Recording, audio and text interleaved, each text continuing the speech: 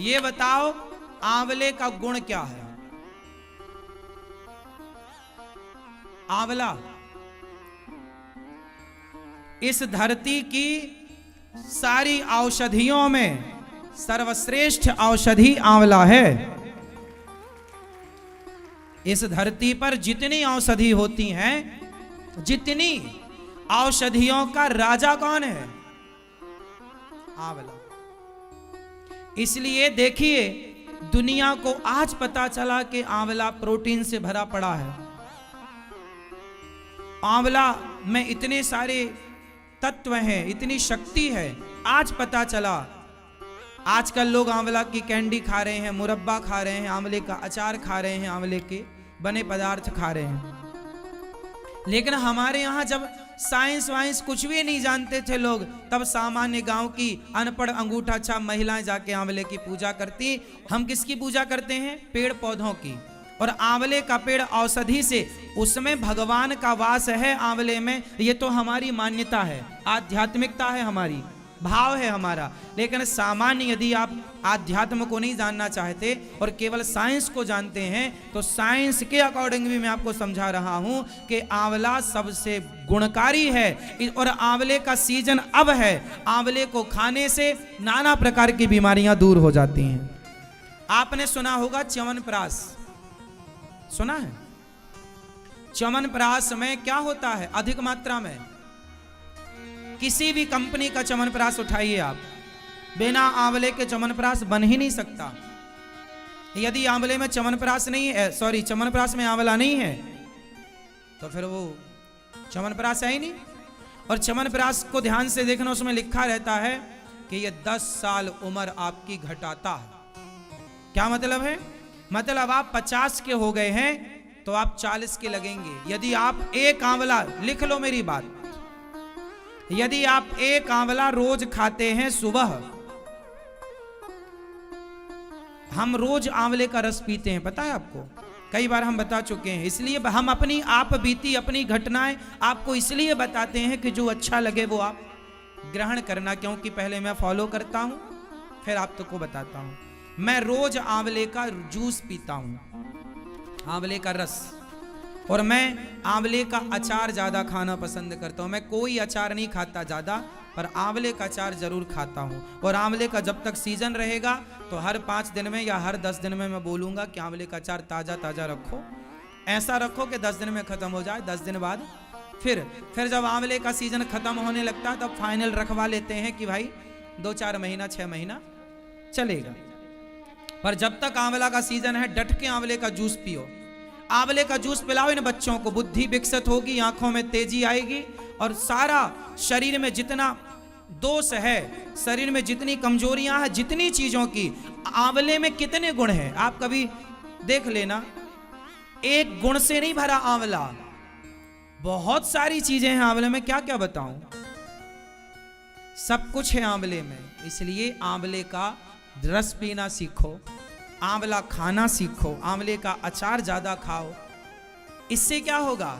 आप 10 साल पीछे रहेंगे। मतलब आप 50 साल के हो गए पर दिखेंगे 40 साल के। आपको कोई देखेगा तो क्या कहेगा कि आप अभी 40 साल के हैं। आंवला आपको 10 साल पीछे ले जाता है। इसलिए आंवले की पूजा होती है हमारे यहाँ। सदा आपको स्वस्थ रख, मतलब आपको स्वस्थ रखने में आंवला सहयोगी है। लेकिन आज आप लोग पिज्जा बर्गर चाउमीन तो खाएंगे, आंवला नहीं खाएंगे। पेप्सी कोका कोला तो पिएंगे, आंवले का जूस नहीं पिएंगे। क्यों नहीं पिएंगे? क्योंकि आप अपनी संस्कृति से अब परिचित नहीं हैं। आप नहीं बता पाए अपने बच्चों को कि आंवले नवमी में आंवले की पूजा क्यों की जाती है, आंवले का साइंस से क्या लेना देना है। हम भारत के लोग हैं, हम तुलसी की पूजा करते हैं। ये देखो, ये तुलसी, तुलसी में क्या गुण है? आज बड़ी बड़ी कंपनियां, दवाइयों की कंपनियां आज तुलसी का अर्क बनाकर बेच रही हैं। बोलो हाँ।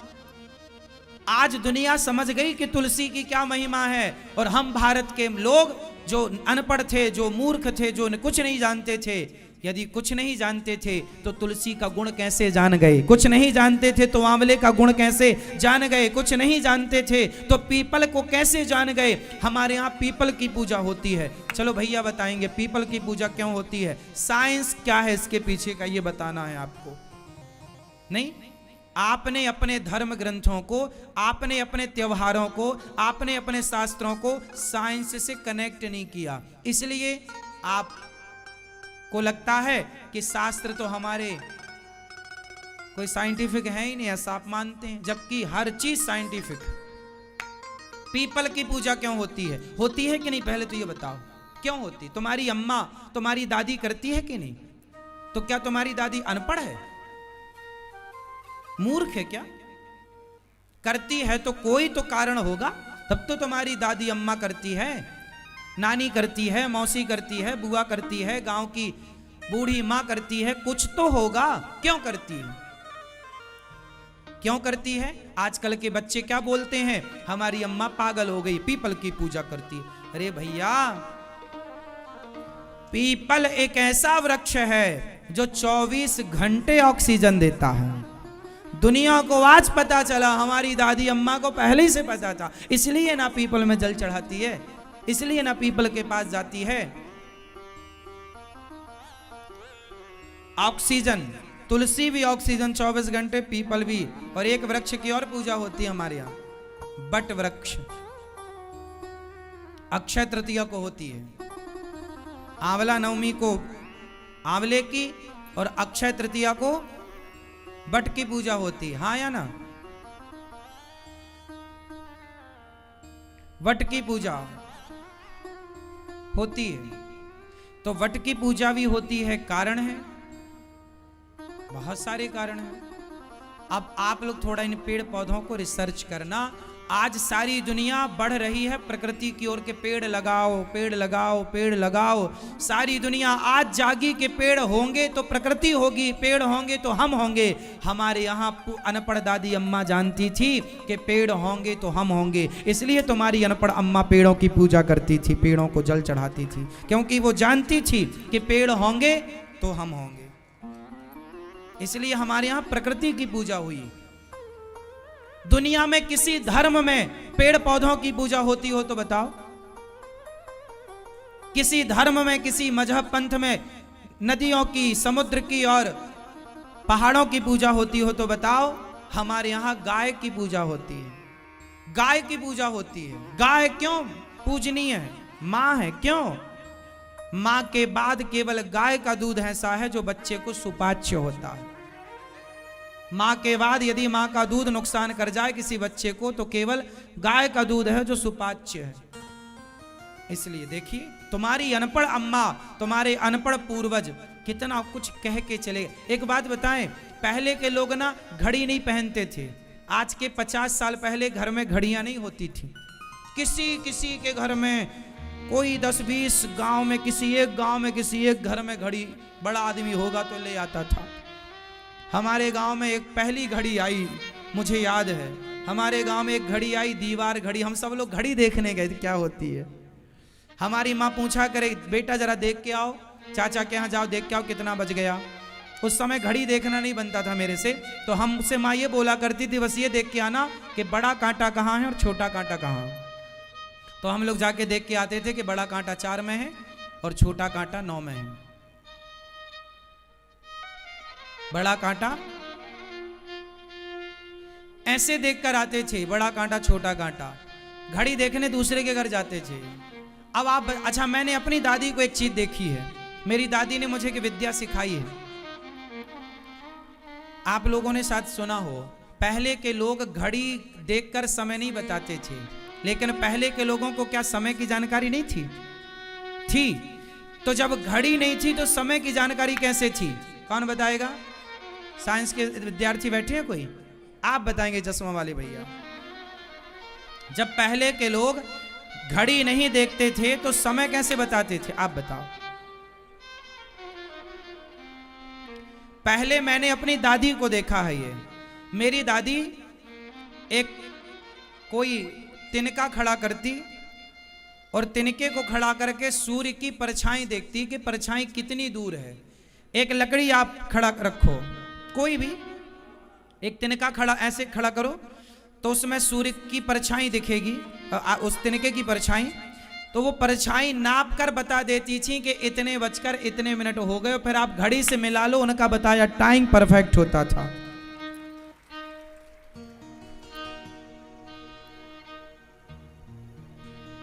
ये बात आप लोगों ने देखी, अपनी दादी नानी को सुना, ये इस बात को सुना कभी कि सूर्य के प्रकाश से? और रात को कैसे बताती थी अम्मा? चांद और तारों को देखकर। मतलब तुम्हारी जो दादी अम्मा थी अनपढ़, वो अंतरिक्ष का ज्ञान रखती थी उस जमाने में, बिना घड़ी के परफेक्ट टाइमिंग बताती थी। इतना बड़ा साइंस था हमारी सनातन संस्कृति में। आज भी हमारे देश में एक मंदिर है जिसे कोणार्क का मंदिर कहते हैं, कोणार्क में सूर्य मंदिर। वहां पर आज भी एक चक्र बना हुआ है, नया जो 10 का नोट है उसमें उसका चित्र भी है। ये कोणार्क मंदिर का चित्र है। देखिए 1400 साल पुराना मंदिर है ये। 1400 साल, जब घड़ी का आविष्कार नहीं हुआ था उस समय ये सूर्य का प्रकाश पड़ने पर आज भी जाकर देखेंगे तो ये बिल्कुल 1 मिनट भी बता देगा कितने बज के कितने मिनट हो गए, बिल्कुल परफेक्ट टाइमिंग। इतना साइंस है। और आप लोगों को क्या लगा कि भारत तो अनपढ़ था? आपको क्या बताया गया? भारत तो कुछ जानते ही नहीं था। अरे भारत ही सब जानता था और कोई नहीं जानता था। दुनिया तो ये जानती थी कि तुम बंदर की औलाद हो। डार्विन ने तो ये बताया कि तुम बंदर की संतान हो। आपको पढ़ाया भी जाता है, नम प्रश्न आ जाए कि आप किसकी, आपके पूर्वज कौन थे, तो लिखना पड़ता है बंदर, जबकि ये गलत है। वो रहे होंगे बंदर की औलाद, हम तो ऋषि मुनियों की संतान है, इसलिए हमारे यहाँ गोत्र है। मतलब जो पढ़ाया जा रहा है वो गलत पढ़ाया जा। आज सोचिए, आज की 21वीं सदी में भी आपको गलत पढ़ाया जा रहा है और आप पढ़ रहे हैं, और पूरी दुनिया पढ़ रही है कि बंदर की संतान है। लेकिन भारत नहीं स्वीकार करता कि हम बंदर की। दुनिया ने स्वीकार कर लिया। दुनिया ने डार्विन के सामने घुटने टेक दिए कि हाँ तुम ठीक कह रहे हो डार्विन बाबा, लेकिन हमारे यहाँ हम भारतीय दर्शन जब पढ़ते हैं, हम अपने वेद पुराण पढ़ते हैं तो पता लगता है कि डार्विन के पहले भी हमारे यहाँ पहले से लिखित में इतिहास मौजूद था। हमारे यहाँ भगवान राम आए, डार्विन आए थे 1800 के लगभग में। डार्विन का जन्म कब हुआ? लगभग 1809 के लगभग, शायद आप गूगल पर देखिएगा, कुछ 1800 के लगभग डार्विन का जन्म हुआ। और तुलसीदास जी का जन्म कब हुआ? 1554। तुलसीदास जी पहले आए और डार्विन। अच्छा बताओ, इस धरती के सबसे पहले लेखक कौन है, कवि कौन है? सबसे पहला, सबसे प्राचीन, सबसे पुराना काव्य कौन सा है? जरा बताओ। दुनिया का, भारत का नहीं, पूरी दुनिया का सबसे प्राचीन, सबसे पुराना कवि कौन है और काव्य कौन सा है? फास्ट।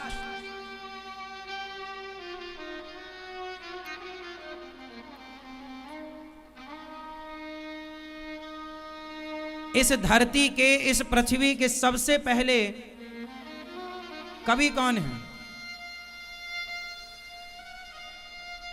सबको पता है। आप में जितने बैठे हो ना, सबको पता है। बोलो। कालिदास। कालिदास तो अभी के हैं, कालिदास तो अभी के हैं। आप ठीक चल रहे हो। कालिदास के पहले जाओ जरा, कौन था?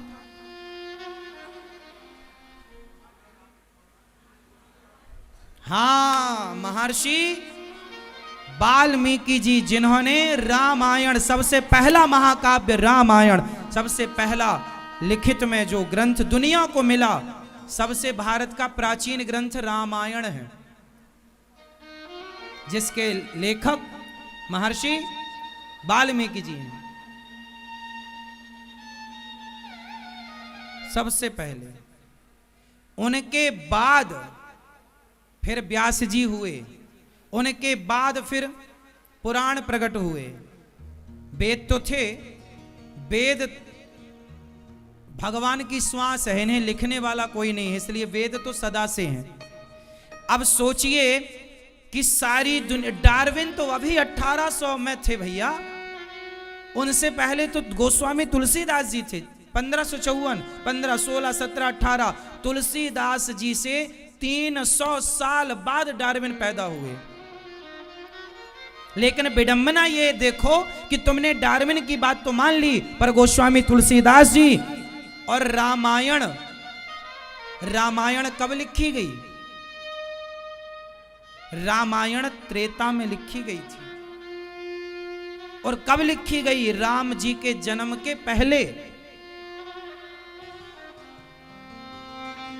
महर्षि वाल्मीकि जी ने जब रामायण लिखी, और जब रामायण का वो लवकुश कांड लिख रहे थे, तो रामायण में महर्षि वाल्मीकि जी ने ये लिखा कि सीता मैया को लक्ष्मण जी लेकर के और वाल्मीकि जी के आश्रम के पास आए। इतना लिखने के बाद महर्षि वाल्मीकि जी ने कलम रखी और कलम पहले लिख दिया कि राम जी ने सीता मैया को लक्ष्मण के द्वारा भेजा है। जब सीता जी का त्याग हुआ तो पहले लिख दिया वाल्मीकि जी ने, और लिखने के बाद जब बाहर जाकर देखे, लिख दिया कि आ गई, बाहर जाकर देखा तो सीता मैया खड़ी थी। मतलब जो वो लिख रहे थे वो पहले लिख रहे थे, बाद में हो रहा था वो सब कुछ। पहले लिखा गया फिर हुआ, पहले हुआ बाद में लिखा। रामचरितमानस तब लिखी गई जब पहले हो चुका फिर लिखा गया। तुलसीदास जी कौन है? तुलसीदास जी कौन है? वाल्मीकि तुलसी भय, वाल्मीकि जी ही, त्रेता के वाल्मीकि जी ही कलयुग में तुलसी बाबा बनकर आए, क्योंकि वो रामायण संस्कृत में थी और सब लोग राम कथा ना जान पाते, इसलिए सरल भाषा लिखने के लिए वाल्मीकि जी तुलसी बनकर के आए। नाभाजी महाराज लिख रहे हैं कि वाल्मीकि तुलसी भय।